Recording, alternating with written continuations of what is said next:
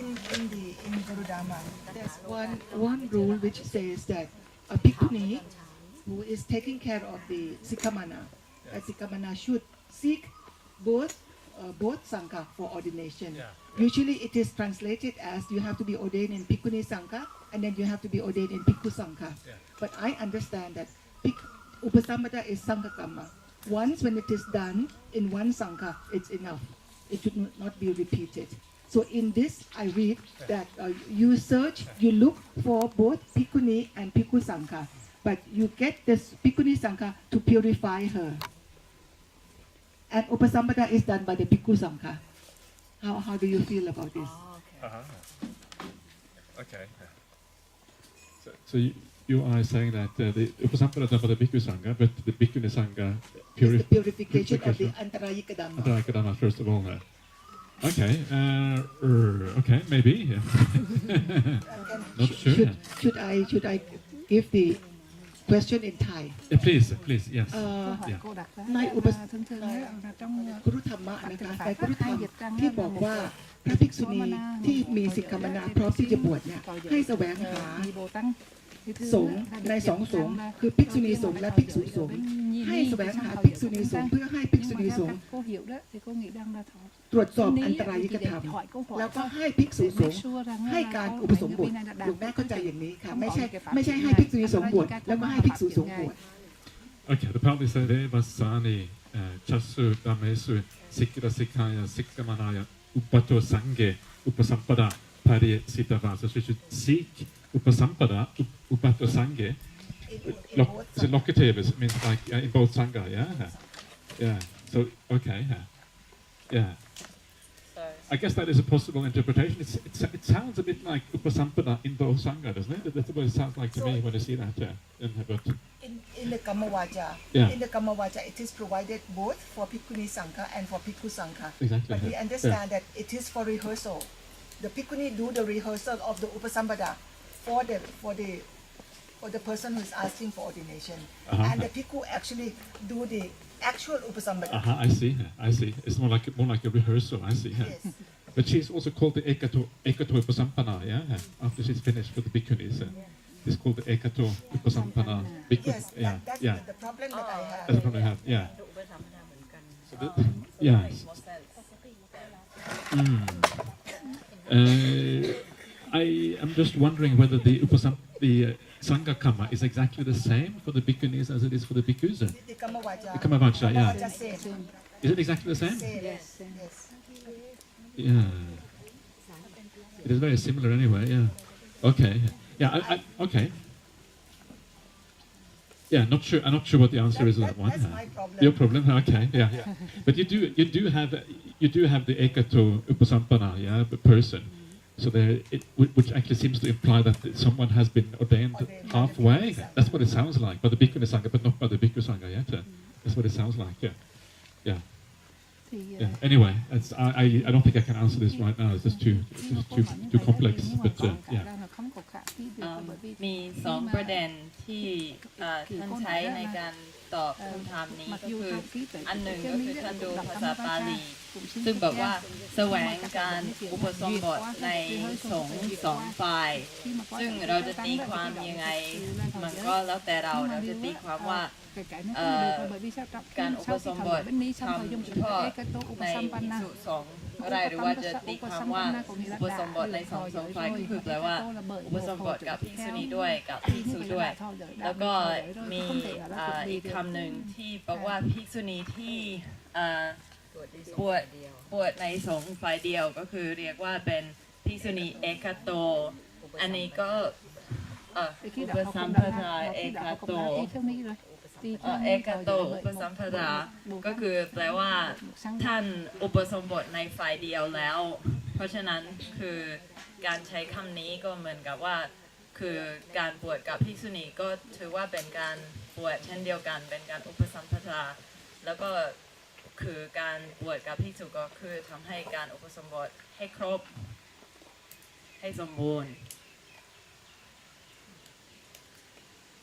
แต่ท่านก็บอกว่าท่านก็ไม่สามารถตอบได้ตอนนี้เนาะใช่แต่ท่านบอกว่าคือข ข้อมูลยังไม่เพียงพอที่จะตอบอย่างชัดเจน Yeah, there is one difference. I'm just looking at the Kamavacha right now, and there is one little difference in the Kamavacha. Is that in the Bhikkhu's Kamavacha, it says Ekato Upasampanna in the Kamavacha itself. Yeah, so it says that she has been ordained on one side. So it looks to me like there's two different ordination ceremonies from that, and then yeah. So, ท่านกำลังดูกรรมวาจาแห่งพิธีบวชในฝ่ายภิกษุณีสงฆ์แล้วก็ในฝ่ายภิกษุสงฆ์เราโดยส่วนใหญ่มันก็จะกรรมวาจาก็จะคล้ายๆกันแต่ว่ามันจะมีการต่างนิดนึงก็คือในส่วนที่เป็นการบวชกับพระภิกษุสงฆ์ก็จะใช้คำว่าเอกโตอุปสัมปทา ได้บทมาแล้วในสงฆ์หนึ่ง ก็คือแปลว่าได้บทมาแล้วในสงฆ์ฝ่ายเดียว yeah. เพราะฉะนั้นมันเหมือนกับว่ามันเป็นการบวชในฝ่ายภิกษุณีก่อนแล้วก็บวชในฝ่ายภิกษุตามมา Okay, anything else? Anything else? Everybody okay? Okay, good. So in that case, let us just quickly go through the various questions that come under ordination. And some of these questions have already been answered, but this is just a chance to kind of check out everything is okay. So the first one here is, if the ordination is not performed with Pali language, is it considered upasampada vipatti? How about Mahayana tradition? I think we have spoken about that one already. Yes. That should be okay. Yes. The next question is, if the ordination is done with one upajaya who is male, who sits with the Bhikkhuni Sangha during the Ekato Upasampada with Bhikkhuni Sangha, and the same upajaya sits with the Bhikkhu Sangha for the ordination with Bhikkhu Sangha, so that the Upasampada can be considered dual ordination. Is it valid? I think we have discussed this already. Yeah, so is everyone happy with that one? Yeah? ก็คือ you can't right yeah It doesn't make any difference whether the male upajaya is there or not. The Sangha is still valid regardless. So yeah. Okay.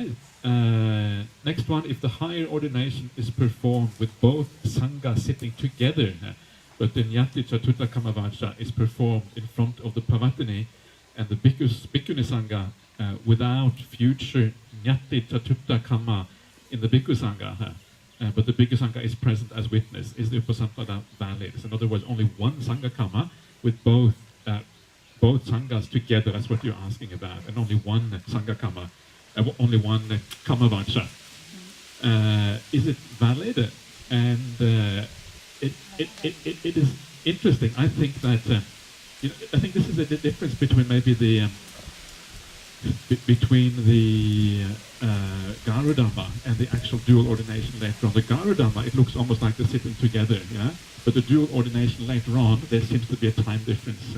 So that may be one of the differences between the Garudhamma and the kind of later. The later ordination, perhaps. That is one of the arguments of Venerable Analayo, that initially they were sitting together, but later on it was divided into two halves, possibly. But I would say, if you look at the ordination ceremony as it is given now, metta, okay.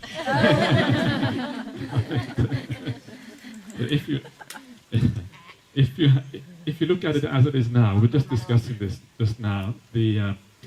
I think that you have to have two separate ordination ceremonies for it to be fully valid. Otherwise, you are just an Ekato Upasampanna Bhikkhuni, one-sided Bhikkhuni. You haven't actually finished off the ordination yet.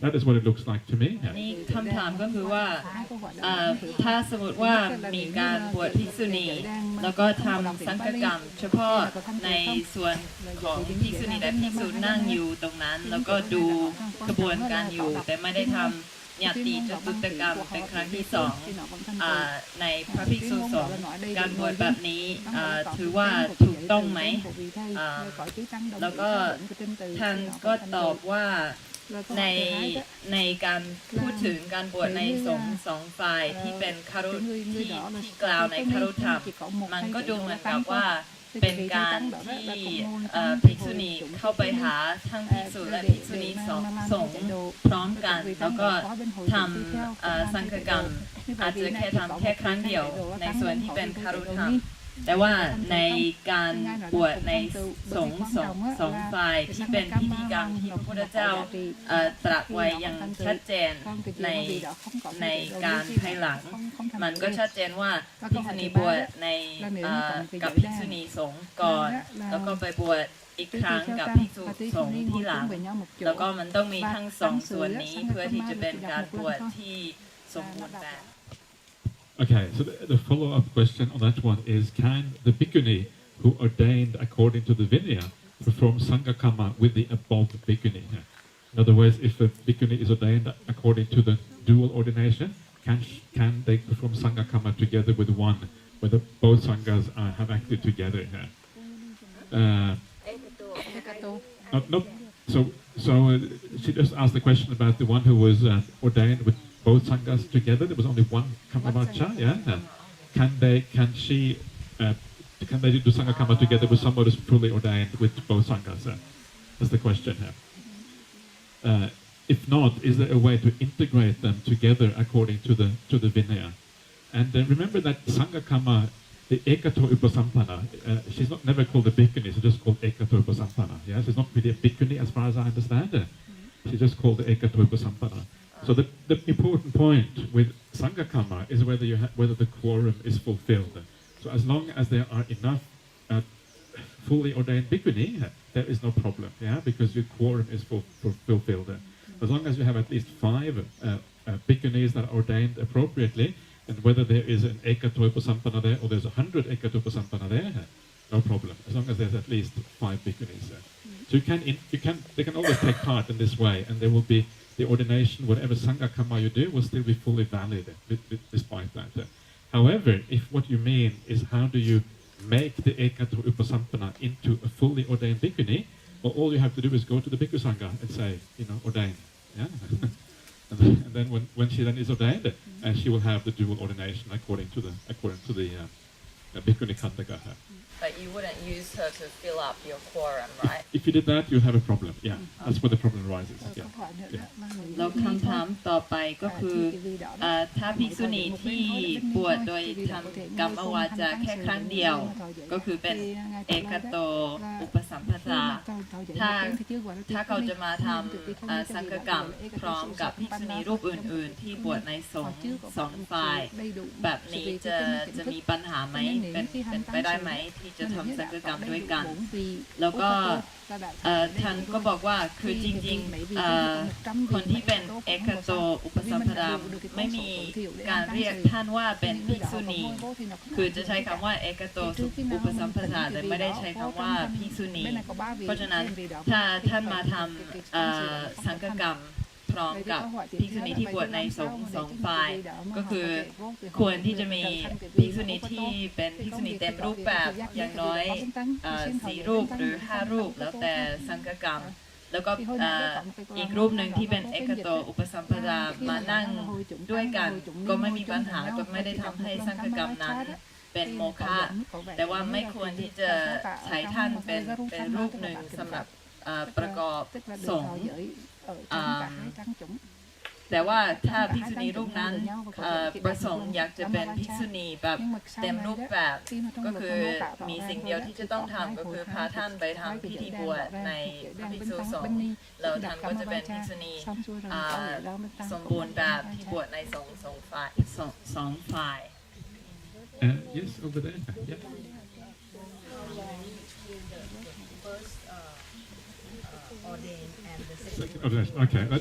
Okay, that's a good question. We haven't had that question before. Yeah, how long between that? And it doesn't say in the Vinaya, it doesn't say anywhere in the commentary. It just says tadeva, which means like straight away or something like that.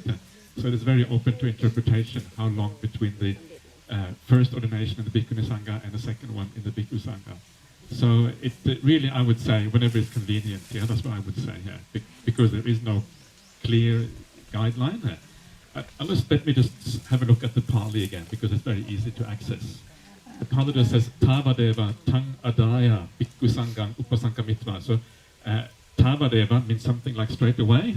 Having taken her, they should approach the bhikkhu sangha. Yeah, so basically as soon as convenient, that's how I read that. Yeah.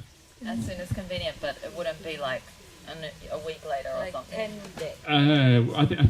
I think we had that in Perth because we had quite a lot later because they were ordained by the Bhikkhu Sangha in Sydney, and then they had to come to Perth to do the confirmation, and it was only possible because for everyone to be present, it was only possible a few days later. They were ordained by the Bhikkhuni Sangha.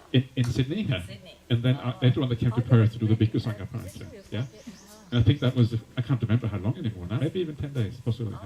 คำถามต่อไปก็คือว่าหลังจากที่บวชในฝ่ายภิกษุณีแล้วคือรับการอุปสมบทในฝ่ายภิกษุณีแล้วสามารถที่จะรอได้นานเท่าไหร่ก่อนที่จะรับการอุปสมบทในฝ่ายภิกษุแล้วก็ท่านก็บอกว่าคำที่ใช้ในภาษาบาลีก็คือคำว่าตาวะเทวาซึ่งมันแปลว่าคือทันทีแต่ว่าโดยความหมายก็คือเมื่อสะดวกก็คือว่ามันก็แล้วแต่ว่าเราสะดวกที่จะไปหาพระภิกษุเมื่อไหร่แล้วก็ท่านก็เล่าว่าในกรณีของภิกษุณีที่บวชในประเทศออสเตรเลียคือท่านรับการอุปสมบทในฝ่ายภิกษุณีที่เมืองซิดนีย์ซึ่งมันอยู่ห่างจากเมืองเพิร์ธข้ามทวีปก็คือห่างพอสมควรเขาก็เลยรอเวลาอาจจะสักอาทิตย์หรือ10 วันก่อนที่จะไปทำการอุปสมบทกับพระภิกษุมันก็เลยมันแล้วแต่ความสะดวกว่ารอนานเท่าไหร่ค่ะข้อเมื่อกี้ค่ะยังไม่ค่อยเข้าใจค่ะที่บอกว่าเอกโตอุปสัมปทาค่ะ อ๋อ ที่บอกว่าเอกโตนี่คือบวชในภิกษุณี ใช่ คะแล้วถึงว่าถ้าเกิดว่าในการทำสังฆกรรมนั้น ก็คือ ไม่นับ ก็คือคำถามก็คือว่าเราจะให้คนที่เป็นเอกโตอุปสัมปทามาทำสังฆกรรมร่วมกับภิกษุณีได้ไหมแล้วก็ท่านตอบว่าได้แต่ว่าไม่นับท่านว่าเป็นหนึ่งในคนที่นับเป็นสงฆ์ There is a variant. The commentary says there's 2 kinds of ekato upasampana. 2 kinds, according to the commentary. So what is the second kind? Anyone want to make a guess? อัตถกถาบอกว่ามีเอกโตอุปสัมปทา2 แบบแล้วอันแรกก็คือว่าที่บวชในภิกษุณีฝ่ายเดียวแล้วก็แบบที่2คำตอบอยู่ในนี้ ก็คือเป็นสำหรับเรียกนางสักยา500 รูปที่บวชกับภิกษุฝ่ายเดียวก็เป็นเอกโตอุปสัมปทาเช่นเดียวกัน Just testing if you read my answers. Yeah, so I'm ready. So it means any bhikkhuni who's ordained just with the bhikkhus. Yeah, which would be only the first 500 bhikkhunis probably. Yeah, okay, or now, that's right. Or now, yeah, okay, good point. Yeah. ก็คือถ้าบวชกับภิกษุฝ่ายเดียวหรือว่าภิกษุณีฝ่ายเดียวก็คือเป็นเอกโตอุปสัมปทาอุปสัมปันนาขออภัยมีการพูดผิด In Cambodia, I heard they do Upasampana only by people. Only by bhikkhus, not by bhikkhunis at all. That is one side. Yeah, okay. The question is, in Cambodia, they give upasampana by bhikkhus only. Yeah, not bhikkhunis. Yeah. The question is that allowable? I think it is possible to read the Vinaya as that being allowable as well, because the Buddha says, the bhikkhus can give ordination. You can also have the double ordination, and it doesn't really specify very clearly when to use which one. So I think it is it's possible to read the Vinaya in that way as well. So I would say, if that's what happens, I would say, probably, it's too easy to be critical and sometimes too hard to kind of bring people on board. So I think that, personally, I think it's a possible interpretation. Venerable, I have not read anywhere that the Buddha allowed bhikkhunis to give bhikkhuni ordination. Yeah. Only the bhikkhu. I agree. Yeah. I agree with that. So you have to have พระพุทธเจ้า at the ไม่ very least เคยอนุญาตนะคะให้ภิกษุณีบวชภิกษุณี Yeah. That is why I think it's called ekato upasampana, not ekato upasampana bhikkhuni, but just ekato upasampana. Yeah. And if she was ordained just with the bhikkhus, would she be ekato upasampana bhikkhuni? In that case, maybe she would be Ekata Upasampanna Bhikkhuni. Yeah, that's interesting, isn't it? Yeah. So that's maybe the difference there. อันนี้คือในกรณีที่ภิกษุณีบวชกับในไฟพระภิกษุฝ่ายเดียวก็จะเรียกว่าเอกโตอุปสัมปนาภิกขุณีก็คือจะเติมคำว่าภิกขุณีเพราะว่าถือว่าเป็นภิกษุณีแล้วก็อันนี้ก็สอดคล้องกับคำถามของท่านคุณสิริที่ทำว่าคือในสมัยนี้ก็จะมีพระภิกษุในเขมรที่ให้การบวชภิกษุณีในฝ่ายเดียวแล้วมันนับว่าเป็นการบวชที่ถูกต้องไหมแล้วท่านบอกว่าก็มีเราสามารถที่จะตีความให้มันถูกต้องได้เพราะว่ามีการที่พระพุทธเจ้าเคยอนุญาตให้พระภิกษุบวชให้ภิกษุณีโดยฝ่ายเดียว There is also there are some people who have argued that it's possible for bhikkhunis to give ordination to bhikkhunis as well. So have you seen that argument before? I think Ajahn Sujato? Yeah, he is the controversial one. He likes to make controversial statements. So he has argued that actually bhikkhunis can give ordination to women to make them bhikkhunis. He has a book called Bhikkhuni Vinaya Studies, where he talks about all the controversial points, and he has made that argument in there. So I don't know if you're interested, but if you're interested, this book is available online, so you can download it PDF online. Yeah. So. I think you mentioned ordination like that in Korea nowadays. Oh, really? Okay. According to that book. All right. Yeah. Okay. อันนี้พูดถึงหนังสือของพระอาจารย์สุชาโตที่ท่านบอกว่าอาจจะมีสิทธิ์ที่ภิกษุณีให้การบวชให้กับภิกษุณีคือในฝ่ายเดียวอะไรแบบนี้แต่ท่านเป็นพระที่ชอบแสดงความคิดเห็นที่ค่อนข้างจะแหวกแนวหน่อยหนึ่งแต่ถ้าใครอยากจะไปอ่านหนังสือเล่มนี้มันชื่อว่า Bhikkhuni Vinaya Studies เราสามารถที่จะโหลดจากอินเทอร์เน็ตได้ What is this? Ekato Upasampanna, not Bhikkhuni, one-sided rule ordained through the Bhikkhuni. If she give the babaja to a seminary, will that person be considered? Is it valid? If an Ekato Upasampanna gives. Yes. Well, this is real. This is actually true. Is it? Okay. It's real story. The occurs in China. That's why we have to ask. That's why you have to ask these things. I think becoming a samanera and samaneri does not require a kammavat. It doesn't really require anything in particular. So I think it's almost possible to kind of put on the robe yourself and say, okay, I'm a samaneri now. Become a samaneri in that way. I don't think you require anything too official. I know the commentaries would tell you otherwise. The commentaries will say you require a bhikkhuni to actually become a samaneri or a sikkamana. But whether that really is required from a canonical point of view, I'm not sure. And I think in any case, even if it was required, it would not be invalid to do it in other ways. So I think probably be acceptable. I don't think there's any major problem with that. Am I right? What do you think, Ida? Do you have any opinions about that?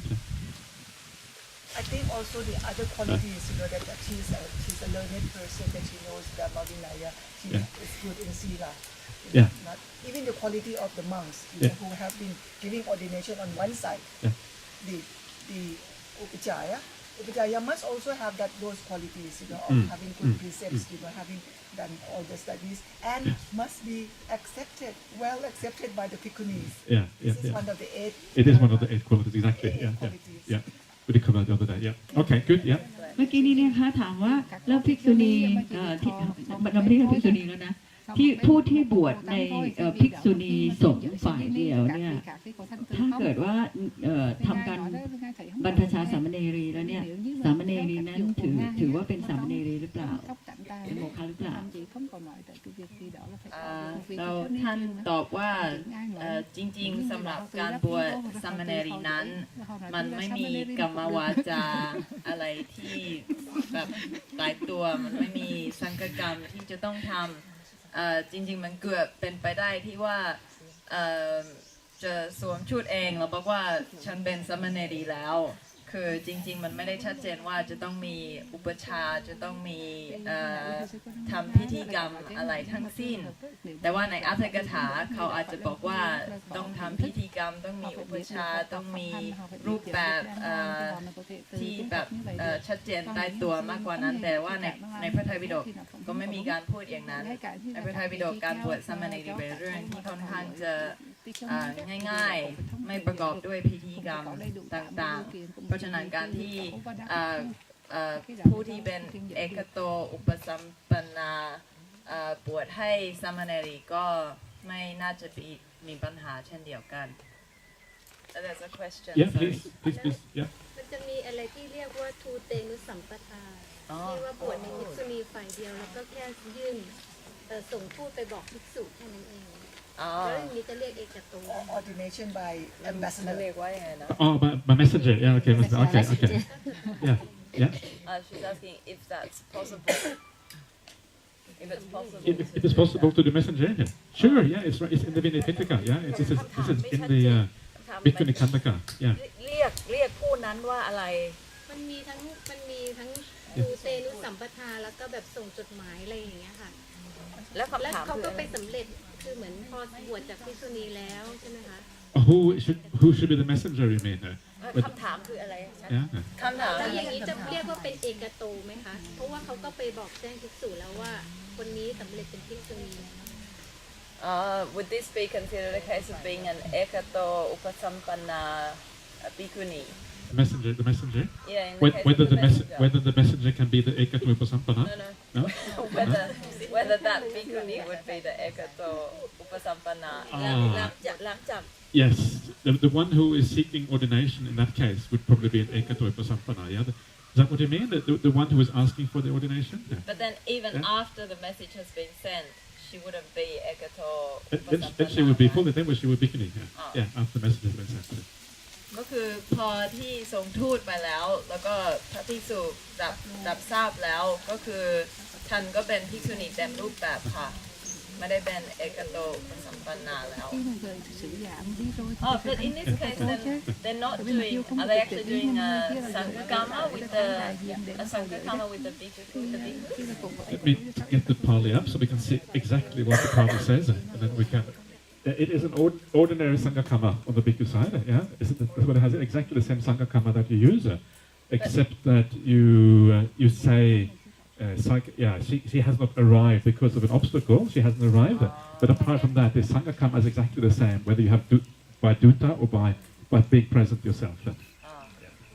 ก็คือในกรณีที่ส่งทูตไปยังภิกษุสงฆ์ขอการบวชก็คือยังต้องทำสังฆกรรมตามปกติแต่เพียงแค่ว่าจะบอกว่าภิกษุณีที่ขอการบวชไม่สามารถที่จะมาเพราะเหตุใดแล้วนอกนั้นสังฆกรรมก็เช่นเดียวกันเพราะฉะนั้นมันก็เป็นกรณีที่ทำสังฆกรรมในสองฝ่ายก็เลยไม่ได้ถือว่าเป็นเอกโตอุปสัมปันนาที่ว่าที่ท่านบอกว่าเอกโตอะค่ะในอัตถกถาบอกว่ามีภิกษุใช่ไหมคะแล้วก็อีกความหมายหนึ่งคือภิกษุณี500รูปในสมัยนั้นและทีนี้ถ้าในปัจจุบันมีการบวชภิกษุณีโดยสงฆ์ฝ่ายเดียวคือโดยภิกษุนะคะจะเป็นเอกโตหรือว่าจะต้องอยู่ที่ท่านพูดถึงไปแล้วก็เป็นเอกโตเป็นเอกโตแต่ว่าเป็นเอกโตอุปสัมปนาภิกษุณีคือเขาจะเติมคำว่าภิกษุณี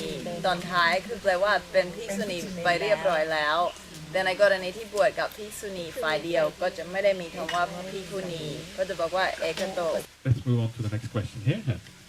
And this question is, can a disrobed bhikkhuni ordain again? Since it is noted that it's not allowed in the commentary, should we follow the canon or commentary and when to follow which? ภิกษุณีที่ศึกแล้วสามารถที่จะบวชได้อีกครั้งที่2ไหมเพราะว่าในอัตถกถาก็จะบอกว่าไม่สามารถเราควรที่จะทำตามอัตถกถาหรือว่าสิ่งที่บัญญัติในพระไตรปิฎก Sorry, I'm just curious because I know in the Chinese tradition they have the same idea that you can only ordain once as a bhikkhuni. So does that mean that their Atthakatha is the same as well? It often means that what is in the Atthakatha in the Pali might be in the canon in the Dhammaguptaka. This is often the case. Yeah. So there is kind of mixed up like that.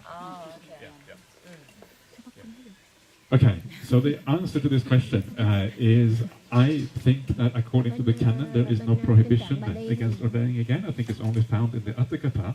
So this is what I would say is where the Atthakatha adds, it makes another rule that is not found in the canon, and when it adds another rule, it is not required to follow it. It has to come from the Buddha. If it doesn't come from the Buddha, it's not really acceptable as a rule. Yeah. So whenever the canon lays down new rules, and whenever the Atthakatha lays down new rules, and it's quite common for the bhikkhus as well. You have little dukkata offenses here, dukkata offenses there. Actually, the Atthakatha cannot really do that. The Atthakatha can state its opinion, but it cannot lay down entirely new rules. อันนี้ท่านบอกว่าอันนี้เป็นอีกกรณีหนึ่งที่อัตถกถาเพิ่มกฎขึ้นมานอกเหนือจากสิ่งที่มีอยู่ในพระไตรปิฎกเราท่านบอกว่าอันนี้ไม่ใช่ไม่ได้มาจากพระพุทธเจ้าไม่ได้มาจากพระพุทธองค์แล้วก็มันจะมีบ่อยๆที่อัตถกถาก็จะแบบเพิ่มสิกขาบทเล็กๆน้อยๆบอกว่าอันนี้อาบัติทุกกฎอันนั้นอาบัติทุกกฎแต่จริงๆมันไม่ใช่หน้าที่ของอัตถกถาที่จะเพิ่มสิกขาบทเขามีหน้าที่แสดงความคิดเห็นแล้วก็ทำความเข้าใจแห่งสิ่งที่อยู่ในพระไตรปิฎกแต่เขาไม่มีหน้าที่ที่จะเพิ่มสิกขาบทเพราะฉะนั้นสิกขาบทที่เพิ่มมาในอัตถกถาเราไม่มีหน้าที่ที่จะต้องทำตาม So this is what the canon has to say about this. This is my translation from the Pali canon.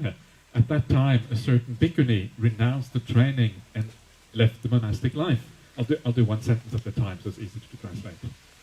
Is this in the canon? It is from the canon, yes. Okay. This is from the Bhikkhuni. This is from the Bhikkhuni Khandaka. At that time, a certain bhikkhuni renounced the training and left the monastic life. โอเคอันนี้ในภิกษุณีคันธกะบอกว่าในสมัยนั้นมีภิกษุณีรูปหนึ่งเสียสละซึ่งความเป็นนักบวชแล้วก็กลับไปเป็นคฤหัสถ์ She then came back and asked the bhikkhunis for ordination. หลังจากนั้นเขากลับมาขอบวชกับภิกษุณีรอบสอง They informed the master and he said, monks, a bhikkhuni cannot renounce the training here. แล้วก็ภิกษุณีไปบอก The master is the Buddha, right? Yeah. แล้วภิกษุณีไปบอกกับพระพุทธเจ้าแล้วพระพุทธเจ้าบอกว่าภิกษุณีไม่สามารถที่จะทิ้งที่จะสึกไม่สามารถที่จะสึก When she leaves the monastic life, at that point she is no longer a bhikkhuni here. เมื่อเขาสึกออกจากความเป็นนักบวชเขาไม่ได้ถือว่าเป็นภิกษุณีแล้ว This is really about how, if you are a bhikkhuni, how you become a layperson again. And you don't become a layperson by renouncing a bhikkhuni. This is sikkang pachakaya. Yeah, sikkang pachakaya is to renounce the training. The way you renounce the training as a bhikkhuni is just by returning to lay life and having the intention to become a layperson again. You have two factors required. You have to have the intention to become a layperson, and you have to actually go back to lay life. At that point, you become a lay woman and a upasika again.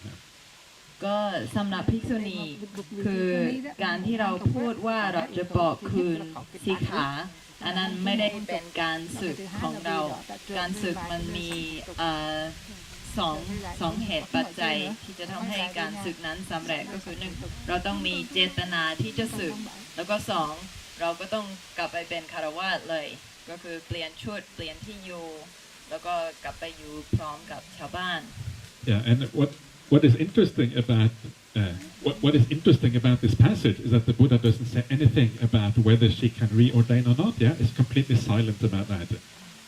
That's what's interesting about this, and I will compare this to the next passage I will read out in a second.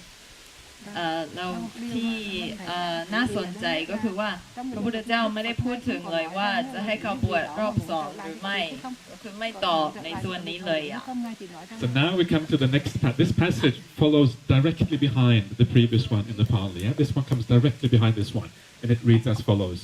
At that time, a certain bhikkhuni joined the members of another sect, another religion, while still wearing her robes.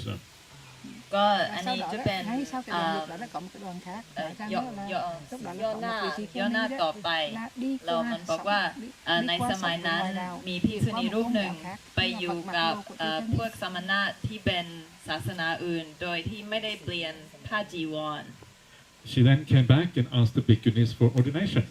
แล้วก็หลังจากนั้นเขาก็กลับมาขอบวชภิกษุณีกับภิกษุณีสงฆ์ They informed the master, and he said, พวกเขาไปทูลพระพุทธเจ้าแล้วพระพุทธเจ้าว่า Monks, a bhikkhuni who has joined the members of another sect while still wearing her robes cannot be reordained if she comes back. Yeah. แล้วอันนี้บอกว่าภิกษุภิกษุณีที่ไปอยู่กับนักบวชหญิงต่างที่เป็นศาสนาอื่น โดยที่ไม่ได้เปลี่ยนจีวรไม่สามารถที่จะกลับมาบวชเป็นภิกษุณีรอบสองได้ So in the second case, the Buddha is very explicit. He says that the bhikkhuni cannot reordain. Yeah. So in the first case, because the Buddha is silent, I think the implication of that is that in the first case, no problem, you can reordain. It's only in the second case when you have gone over to another sect that you cannot reordain. ก็คือในย่อหน้าแรกพระพุทธเจ้าไม่ตอบเลยไม่ให้คำตอบในย่อหน้าที่สองให้คำตอบที่ชัดเจนมากว่าไม่สามารถที่จะกลับมาบวชได้เพราะฉะนั้นหลวงพ่อคิดว่าการที่ไม่ตอบก็คือเป็นการอนุญาตให้กลับมาบวชในรอบสอง How about the Sanghadisesa number 10? Because that one, if the bhikkhuni is angry and she says that she denounced the Buddha, Dhamma, and Sangha, and she would like to move to stay with other religion, other sects, and that's Sanghadisesa. Yeah. So somehow is there any relation to this one? There is a relationship. I think the difference is that in that case, she is angry. And afterwards, she probably thinks about it and thinking, okay, maybe I shouldn't do it after all. Then she kind of comes to her senses again. In this case, she doesn't come to her senses. She actually goes over to the other sect. Yeah, I think that is the difference. So one is just like a threat, angry, and the other one she actually does it. I think that's the difference. Only thinking and speaking and not action. Yes, exactly. No action. Only thinking and speaking out. Yeah. But she didn't leave the order. But if she really leaves the order with anger, that's what I mean. Then this one. Then it is this one here. Yeah. Then Yeah, this, yes. then She this cannot be is ordained. She cannot be good then again. And then she is yeah. คำถามนะคะก็คือว่าอันนี้เนี่ยมันเกี่ยวข้องกับสังฆาทิเศษข้อ 10 ยังไงบ้างเพราะว่าสังฆาทิเศษข้อ 10 นี่ก็คือถ้าภิกษุณีเนี่ยโกรธแล้วก็บอกคืนสิกขาแล้วก็พระพุทธพระธรรมพระสงฆ์เพื่อบอกว่าจะไปอยู่กับคณะสงฆ์เหล่าอื่นและอันนั้นเนี่ยก็คือเมื่อได้รับการเตือน3 หนสวดสมนุภาพแล้วถ้าไม่เชื่อก็ต้องสังฆาทิเศษทีนี้ไอ้ข้อนี้เนี่ยมันก็คือการไปอยู่กับศาสนาอื่นเหมือนกัน ท่านก็เลยถามว่าคือกรณีนี้กับกรณีนั้นมันต่างกันอย่างไรแล้วก็ท่านก็บอกว่าในกรณีของสังฆทิเศษข้อ 10ก็คือว่าภิกษุณีเขาโกรธเขาขู่ภิกษุณีรูปอื่นๆด้วยการพูดแบบนี้แต่จริงๆเขายังไม่ได้ทำเขายังไม่ได้ไปอยู่กับพวกสมณะเหล่านั้นเขาแค่พูดแบบมันเป็นเรื่องขู่แต่ยังไม่ได้ทำแต่ถ้าสมมติว่าทำไปแล้วไปอยู่กับสมณะของศาสนาอื่นแล้วก็จะเป็นกรณีแบบนี้จะเป็นกรณีว่าจะกลับมาบวชรอบ2ก็ไม่ได้ Okay, so next question. At what age or time women cannot ordain as bhikkhuni? So I guess the point of this question is there an upper limit? Is that perhaps the question? And that there is no upper limit according to the Vinaya, as long as you can, as long as you are still alive. It helps to be alive, yeah? If you're alive, you're okay. But of course, it is one of the interesting things about the suttas is that the Buddha always says it's better to ordain when you are young, yeah? When you're young, you have more energy, you have more kind of ability to practice properly. So young is preferable, but there is no actual limit in according to the Vinaya. vài nữa là tự มีอายุจำ tuổi กัด tuổi cao đó ไหม thì cứ cắt อายุ cái chia của con được thôi thì มากที่สุดที่จะบวชได้มีจำกัดไหมแล้วก็ท่านก็บอกว่าก็ในพระไตรปิฎกก็ไม่มีจำกัดคือตราบใดที่เรายังมีชีวิตอยู่ เราก็มีสิทธิ์ที่จะได้บวชภิกษุณีแต่ว่าพระพุทธเจ้าก็มีการพูดว่าการบวชในเมื่อแบบอายุน้อยหน่อยก็จะดีกว่าเพราะว่ากำลังจะมากขึ้นจะมีกำลังในการปฏิบัติมากกว่า Don't wait, right? Don't say, oh, I will ordain later. When I'm old, then I will ordain. Please don't think like that. That's the wrong way of thinking, according to the Dhamma. เพราะฉะนั้นตามพระธรรมแล้วไม่ควรที่จะรอบอกว่าเดี๋ยวฉันจะบวชตอนฉันแก่แล้ว ก็ควรที่จะบวชในสมัยที่แบบยังมีกำลังมีพลังงาน Bante, now in Vietnam, the Buddhist Sangha, it is a Buddhist Sangha. They are comprised 3 sects: Mahayana, Theravada, and Mendicant. And they have the rule that if you want to be ordained as a bhikkhu or bhikkhuni, you have to have some qualification, like the high school degree. Really? And then yes. Really? Oh, okay. And then some also the Buddhist college, secondary school, Buddhist secondary school, Okay. and also less than 70. Less than 70. Yeah, Okay. so if we live in that country, you Yeah. see that we are limited by such kind of conditions. Yeah. What happens if you still ordain? What happens? Then we have to have 2 kinds of ordination. Ordination in our monastic, Okay. without any certificate by the And government. it's not certificate. Yeah. Just okay. Then if we need to have certificate, Yeah. then we have to have that such kind of qualification. Okay. So you have to come to Australia, live in Australia, then. You have to move somewhere else. Or maybe come to Thailand. Thailand you can ordain. Anyone can ordain. Yeah. There's no limit. Sometimes you find people who are very sincere and have good meditation and who have a lot of potential, who don't have much education. I think it is always. Personally, I don't like discriminating against people. If people are sincere, they have the right attitude. I think everyone should have a chance. This is a bit like the system they have in Sri Lanka, whereby you are ordained according to caste. Yeah, if you are a certain caste, you can become part of the Siam Nikaya. But if you're not of that caste, they won't accept you in the Siam Nikaya. And this is a bit like going back to India in ancient times in India, where everything is caste-based. I think that's. I don't like that system at all. I think everybody should have a chance. Yeah, we should give everybody. This is why we want to have bhikkhunis as well. So we should try not to discriminate. Yeah, in my opinion. And our Buddhist Sangha also have another rule that bhikkhunis cannot be reordained once it is dropped.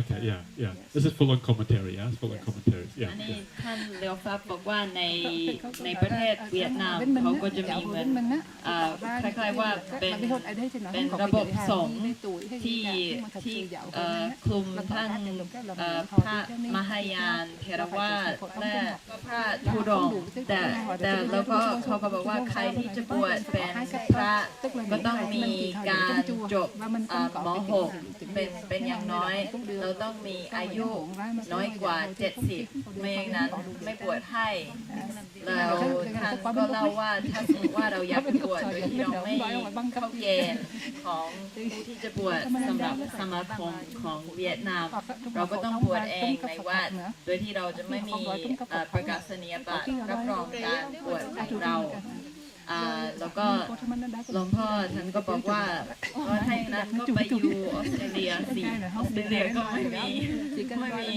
ข้อกำหนดแบบนี้หรือว่ามาอยู่เมืองไทยก็ได้เมืองไทยก็ไม่มีเช่นเดียวกันแล้วก็ท่านก็บอกว่าสำหรับท่านก็คือความที่เราจริงใจในการปฏิบัติมันสำคัญกว่าวุฒิทางศึกษาหรือว่าสำคัญกว่าอายุแล้วบางคนก็อาจจะมีศักยภาพมากในการปฏิบัติธรรมแต่ไม่ได้เรียนมาก็ควรที่จะให้โอกาสกับเขาเช่นเดียวกันแล้วก็ควรที่จะปฏิบัติต่อทุกคนในทางเดียวกันไม่ควรที่จะเลือกปฏิบัติต่อกลุ่มที่ต่างกันในวิธีต่างกันไม่นั้นมันจะกลับไปเป็นเหมือนระบบของอินเดียโบราณหรือว่าแม้แต่อินเดียในสมัยนี้ที่เป็นระบบวรรณะระบบที่แบ่งชั้นวรรณะ I also think, Ayatollah Mananda, that you're saying that sometimes you don't want to have too many kind of maybe old people in the monastery.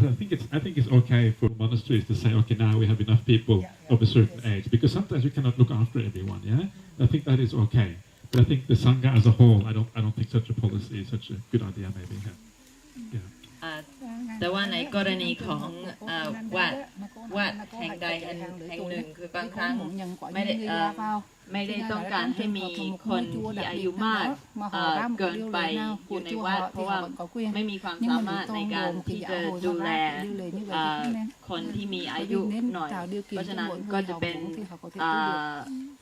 เรื่องของวัดนั้นที่จะตัดสินใจว่าต่อไปนี้เราอาจจะไม่บวชให้คนที่มีอายุมากกว่า60หรือ70แต่เป็นเรื่องส่วนตัวของวัดนั้นและไม่ควรที่จะเป็นเหมือนกฎกติกาที่เป็นไปสำหรับพระสงฆ์ทั้งหมดในประเทศนั้นๆ There is one question from so that in case a married lady want to be ordained, but she didn't have that certificate of divorce. Okay. Only but if the husband agrees, but not yet the certificate, is it acceptable? I think okay. Yeah, doesn't say anything in the Vinaya you have to have divorce. Doesn't say in the Vinaya. So if you're married, that's fine. But so we had that in our monastery as well in Perth. We had one husband and wife. Wife became nun, husband became monk. Yeah, I was going to say the other way around. My husband became nun, but the wife that way. But it's no problem. You don't actually need that certificate as long as you are, sincere about what you're doing. Yeah. คำถามก็คือว่าผู้หญิงที่ประสงค์จะเป็นภิกษุณีผู้หญิงที่เคยแต่งงานมาแล้วประสงค์จะเป็นภิกษุณีแต่ยังไม่มีใบหย่าสามารถที่จะบวชได้ไหมแล้วก็ท่านก็บอกว่าก็ไม่เห็นจะมีปัญหาอะไรคือถ้าพวกเขาสองท่านก็คือจริงใจคนที่อยากจะบวชจริงใจในการบวชก็ไม่มีปัญหาแล้วท่านก็ยังบอกว่าที่วัดที่ออสเตรเลียก็มีคู่สามีภรรยาคู่หนึ่งแล้วก็สามีก็ไปบวชเป็นพระแล้วก็ภรรยาไปบวชเป็นภิกษุณี Okay, so next question. This is a slightly odd question. I'm not sure exactly what to make of this one. It says, what else is added by the commentary, such as Mahapala, Kamavacha, etc. And what else? I mean, I'm not sure what you mean by what else, because commentary is very long. Yeah, lots of things in the commentary. Yeah, but the Mahapala, yes, Mahapala is a commentarial idea. The idea of the grains that are called Mahapala. Most of the Kamavacha are actually given in the canon. There are some Kamavachas in the commentaries, but most are actually given canonically here. So usually that is. Is there anything else that you need to know about this particular question? Well, I have a question about wearing it's intention if you want to disrobe. I know of Western Bhikkhuni. After she ordained and she wanted to go visit her family, but in the West, people didn't know about being a nun, so she put on her lay clothes and went to visit her family. Yeah. But I think one in the Pachiti, it said that we shouldn't wear lay person's clothes. Is that which rule? One of the rules. Not in Bhikkhuni Patimokha. Yeah. There is in the Bhikkhuni, but I don't remember which one. That is, I remember one that the Bhikkhuni shouldn't wear the lay clothes. She's still a Bhikkhuni. I don't think there's any problem. She's still a Bhikkhuni. I don't think, because you have to have the intention to disrobe. Yes, I think you don't become a layperson automatically. But the rule, I don't know about the rule because I'm not sure about that rule now. Is it? Yeah. Okay. คำถามก็พูดถึงภิกษุณีชาวตะวันตกที่ในสมัยนั้นก็คือบวชเป็นภิกษุณีแล้วก็ประสงค์จะกลับบ้านไปหาญาติแล้วก็ในสมัยนั้นก็คือพระพุทธศาสนาไม่ได้ ไม่ได้เป็นที่รู้จักในประเทศของเขาเขาก็เลยเปลี่ยนชุดเป็นชุดของคารวาสแล้วก็กลับบ้านไปหาญาติแล้วก็กลับมาใส่ชุดของภิกษุณีใหม่แล้วก็คำถามก็คือว่าอันนี้มันถูกต้องไหมหรือว่าเขายังเป็นภิกษุณีไหมเราเขาผิดในข้อไหนบ้างในสิกขาบทข้อไหนบ้างแล้วก็ที่กำลังคุยกันก็คือกำลังทำกันว่าอันนี้มันเป็นอาบัติปาจิตติไหมถ้าภิกษุณีใส่ชุดของคารวาสแต่หลวงพ่อตอบว่าคือท่านไม่ได้มีเจตนาที่จะสึกเพราะฉะนั้นถึงท่านจะใส่ชุดของคารวาสกลับบ้านก็ท่านก็ยังเป็นภิกษุณีอยู่ตามเติมแต่ว่าจะเป็นอาบัติปาจิตติหรือไม่ยังไม่มีคำตอบค่ะ Yeah. So sorry, I don't know about that rule. Yeah, I'm not 100% fluent in the Bhikkhuni rules. They asked if you're in the hospital and you change into a hospital gown.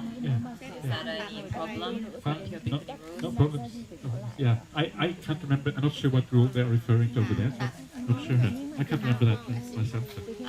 เขาบอกว่าไม่มีปัญหาถ้าเปลี่ยนชุดเวลาที่ไปโรงพยาบาลแล้วก็เรื่องของข้อปาจิตติคือทางนี้พวกเขาหาไม่เจอข้อที่จะว่าเป็นการอาบัติปาจิตติถ้าภิกษุณีใส่ชุดคารวาสทางนี้ก็ไม่มีใครรู้ว่าข้อนี้อยู่ตรงไหนคือมันไม่มีในปาจิตติเท่าที่เราทราบกัน I have one question. Yeah. That a Bhikkhuni who was ordained one time with me, she stays in Canada. Yeah. And then when she came to Burma, she wear that pink color. So is it allowable or not? I don't think it's a big deal. Yeah, I don't think it's a big problem. I think probably when she goes to Burma, she's afraid of being a bhikkhuni. Yeah, so she kind of puts on the pink color. Yeah. I think that's okay. Because it's for safety reasons. Otherwise, she might go to jail or she might have all kind of problems. I don't think so, Bante, because some Samaneris and Bhikkhunis in my temple, they went to Burma, they keep this chivara, but no one said no problems. Okay. No problem. So I guess it depends. I don't think there is a problem as far as the rule is concerned. If you can find this rule that he's talking about, we can have a look at that later on if you can find it. Yeah, I just find this one only the lay ornaments. Ornaments. So, okay. yeah. Which number is that? Yes. It is 87. 87. อันนี้คำถามต่อไปก็คือท่านเลียวครับบอกว่ามีภิกษุณีที่บวชกับท่านอยู่ที่แคนาดาแล้วก็ไปอยู่พม่าแล้วก็ใส่ชุดสีชมพูเหมือนทีละศิลป์แม่ชีแล้วก็อันนี้ผิดไหม Yeah, this actually means like jewelry. Yeah. Itti alankara. Alankara is like jewelry and ornaments. Yeah, this one. But I'm looking for. I should remember it is a skirt. Skirt. Yes. Yeah, but I couldn't find. Let me find. Okay. Yeah. เราท่านก็ตอบว่าอันนี้มันไม่มีปัญหาถ้าเปลี่ยนชุดเป็นชุดของทีละศิลป์เขาอาจจะมีเหตุผลว่าคือบางครั้งภิกษุณีในพม่าก็จะมีปัญหาเกี่ยวกับพระภิกษุสงฆ์อะไรแบบนี้บางครั้งก็เคยติดคุกอะไรแบบนี้ท่านอาจจะรู้สึกปลอดภัยในการใส่ชุดของทีละศิลป์ We'll find that rule as we go along. I'll just continue with some other questions in the meantime. Yeah, we'll find that rule eventually. I'm sure. Yeah. So the next question here, I'll just go through these ones quickly, unless there is something that needs to be discussed. This question is: can a trans woman or a tomboy ordain as a bhikkhuni? And the answer is basically yes. Yeah, you have to if you are physically a woman. If you have the kind of characteristics of a woman, then that's fine. That's good enough for becoming ordained as a bhikkhuni. Yeah. What exactly is a trans woman? Somebody who's had sex change. Yeah, is that right? Yeah. Transgender.โอเคคนที่แปลงเพศเป็นผู้หญิงหรือว่าทอมสามารถที่จะบวชเป็นภิกษุณีได้ไหมท่านบอกว่าก็ถ้าตามร่างกายคุณมีลักษณะเหมือนผู้หญิงคุณก็บวชเป็นภิกษุณีได้ เป็นถ้าลักษณะภายนอกของร่างกายเป็นผู้หญิงบวชภิกษุณีได้ There is actually an interesting story. I see it when I read it. I actually mentioned it here very briefly, and it's from the Bhikkhu Parajika rules. That is a story of a monk, and suddenly he becomes a woman. Yeah, I don't know how that is possible. Suddenly he turns into a woman, and then they go to the Buddha. Ask, well, what shall we do now? He's become a woman. Very strange story. I don't know how this is possible. Anyway, so the Buddha says, well, now that you become a woman, you go and join the Bhikkhunis. Yeah, you take on the Bhikkhuni rules. You don't follow the Bhikkhu rules. And then later on, I can't remember if it's the same person or someone else. As a Bhikkhuni, he suddenly becomes a man. Yeah. And then they ask, what shall we do now? Okay, now you become a bhikkhu, and you're not a bhikkhuni anymore. So what this means, I think, what this implies is that if you have the physical characteristics of a man, you are a monk. If you have the physical characteristics of a woman, then you are a nun. It doesn't matter whether you're tomboy or transgender or whatever it is. อันนี้ท่านก็เล่าต่อไปว่าก็ในวิพากษ์ของปาราชิกข้อที่หนึ่งของพระภิกษุก็จะบอกว่ามีพระภิกษุที่วันหนึ่งอยู่ๆท่านก็เปลี่ยนเป็นผู้หญิงร่างกายเป็นผู้หญิงเพราะฉะนั้นภิกษุทั้งหลายก็ไปทูลถามพระพุทธเจ้าว่าควรที่จะทำอย่างไรแล้วก็พระพุทธเจ้าบอกว่าก็ให้ท่านไปอยู่กับพระภิกษุณีว่าร่างกายของท่านเป็นผู้หญิงแล้วก็ในสมัยต่อมาก็มีภิกษุณีรูปหนึ่งที่ร่างกายก็เปลี่ยนเป็นผู้ชายก็พระพุทธเจ้าบอกให้ท่านไปอยู่พร้อมกับพระภิกษุมันก็เลยอยู่ที่สภาพของร่างกายถ้าสภาพร่างกายเป็นผู้ชายเราก็ไปอยู่กับพระภิกษุถ้าสภาพร่างกายเป็นผู้หญิงเราก็อยู่กับภิกษุณีเขาไม่ได้สนใจว่าเราเป็นผู้หญิงที่แบบปกติหรือ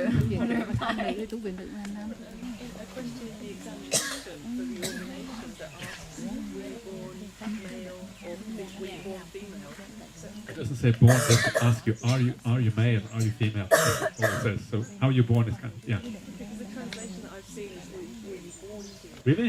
I think it's a bad translation. It actually just says, are you a woman or are you a man? Yeah, that's all it says. Yeah. คำถามก็คือว่าในพิธีบวชก็จะถามว่าคุณเกิดเป็นผู้หญิงไหมคุณเกิดเป็นผู้ชายไหมเราอันนี้เป็นยังไงแล้วก็ท่านก็บอกว่าอันนี้เป็นการแปลที่ไม่ถูกต้องจริงๆไม่ได้ถามว่าคุณเกิดเป็นผู้หญิงหรือผู้ชายถามว่าคุณเป็นผู้หญิงไหมคุณเป็นผู้ชาย According to the canon, what is bandhaga? Because there are male bandhaga and female bandhaga, and we know that according to commentary, there are like 5 kinds of the meaning of bandhaga, which is kind of weird. So according to the canon, what actually bandhaga male and bandhaga female? I don't know. I don't know what it is. I think that sometimes it is translated as being gay, or lesbian, and I'm not sure if that is the case because there are plenty of cases in the canon where homosexual acts actually happen in the canon. I'm not sure if that is an appropriate translation there. So it's a bit of a conundrum what exactly it is, and it may have been something that was kind of a special kind of designation that was used in India 2,500 years ago, maybe. So because of that, I think it is uncertain, but I think it is, even though it is these days sometimes translated as gay and lesbian, I think it is too uncertain to be able to translate it that definitely. ภาษาไทยถามว่าคำว่าบันดาในพระไตรปิฎกเนี่ยจะมีคำว่าบันดาชายแล้วก็มีบันดาหญิงก็เลยอยากจะทราบว่าในอันนี้เนี่ยหมายถึงอะไรเพราะว่าถ้าในอัตถกถาแล้วเนี่ยจะอธิบายเรื่องบันดาไว้5ประเภทซึ่งมีลักษณะแปลกๆในกรณีนี้อยากจะถามว่าถ้าว่ากันตามพระไตรปิฎกแล้วเนี่ยหมายถึงอะไรซึ่งท่านก็บอกว่าถ้าจะให้ตีความแบบลักษณะอย่างนี้แล้วก็น่าจะเป็นพวกที่เป็นโฮโมเซ็กชวลหรือพวกที่เป็นเลสเบี้ยนแต่ว่าถ้าจะฟันธงไปว่าจะเป็นอย่างนั้นจริงๆก็ไม่สามารถที่จะฟันธงไปได้ว่าเป็นอันนั้นแน่ๆ I think one thing is that one of the 5 types of pandakas is a pandaka. You kind of half month pandaka, half. So for that reason, it can't really mean gay. Yeah, it doesn't make any sense. It seems to me almost like a role that you're playing, like a social role. So half the time you're pandaka, half the time you're not pandaka. That's why I think gay might miss the point in this particular case. Yeah, one reason why it misses the point. So in this case, we should combine the meaning in the commentary in order to make it clearer. I think you have to. I think you have no choice because in this case, the commentary is the only place that have some kind of definition of this. เพราะว่าในอัตถกถาเนี่ยมีอธิบายไว้ว่าบันดาเนี่ยมี5ประเภทแล้วก็หนึ่งในนั้นก็จะเป็นครึ่งเดือนก็จะเป็นบันดาอีกครึ่งเดือนก็จะไม่ใช่เงี้ยก็คือจะมีการเปลี่ยนแปลงแล้วก็จะมีอีกหลายประเภทนะฮะดังนั้นเนี่ยทีนี้เนี่ยในความหมายของคำว่าบันดาเนี่ยมันมีอธิบายเพิ่มเติมเฉพาะในอัตถกถาอันนี้เท่านั้นซึ่งถ้าในกรณีอย่างนี้เนี่ยมันพวกที่เป็นเกย์หรือเลสเบี้ยนเนี่ยก็ไม่เข้ากันกับความหมายของบันดาในอัตถกถาทีนี้ก็เลยถามท่านบอกว่าดังนั้นในกรณีอย่างนี้เนี่ยเราจะต้องเอาความหมายที่อธิบายไว้ในอัตถกถาเนี่ยมันเป็นเรื่องที่อ้างอิงใช่หรือเปล่าท่านก็ตอบว่าก็น่าจะใช่เพราะว่ามันเป็นที่เดียวเท่านั้นที่เป็นแหล่งอ้างอิงความหมายของบันดาอยู่ So you just said that the criteria is only the physical characteristic. Yeah. But I think that mental characteristic is very important. Mental characteristic. For example, physically it is a man, but he has a mental mindset of a lady, and he likes men. And then if he joins the order, he can be a troublemaker for the sangha. Yeah, I can be. I know quite a number of monks who are gay. I've quite a few of them, and generally speaking, there's no problem at all. Yeah, usually there's no problem. But I think it depends on your intention, why you're ordaining, whether you are sincere or not. All these things are very important as well. So it really depends. I mean, if you're not sincere, of course, then there's going to be a serious problem there. But if you are sincere and you want to practice the spiritual path, you want to do meditation practice, then usually, in my experience, actually, it is not really, it is not a problem as far as I can see. Yeah. So I think I think it's always nice to give people a chance. You know, it's a wonderful thing to be able to live the spiritual life, and I'm very if there is a way of giving people the opportunity, I think it's great. If it turns out to be a problem, then you can always ask them to leave later on again. But I think in my personal experience, it's no problem at all in my experience. ประเด็นของท่านหรือป๊อปก็คือว่าถ้าเกิดเขามีเป็นลักษณะของเพศด้านจิตใจก็คืออาจจะเป็นผู้หญิงแต่รู้สึกว่าตัวเองเป็นผู้ชายหรือผู้ชายที่รู้สึกเป็นผู้หญิงเนี่ยจะมีปัญหาในการเป็นปัญหาในสังขารไหมเพราะคิดว่าน่าจะเกิดปัญหาขึ้นแต่ท่านก็มีความเห็นว่าจริงๆแล้วเนี่ยมันก็ขึ้นอยู่กับว่าตัวของคนนั้นเนี่ยว่ามีความจริงใจตั้งใจแค่ไหนในการที่จะเข้ามาในการบวชที่จะฝึกปฏิบัติแล้วก็ถ้าเขามีความตั้งใจในการฝึกปฏิบัติก็ควรให้โอกาสเขาไม่ควรจะไปปิดโอกาสแล้วท่านก็บอกว่าจริงแล้วในเรื่องของการฝึกปฏิบัติทางจิตวิญญาณเนี่ยไม่ควรจะไปปิดกั้นความดีเพิ่มอีกถ้าในภายหลังพบว่าเขาสร้างปัญหาก็สามารถที่จะขอให้เขาสึกไปได้ขอให้ออกจากสำนักไปได้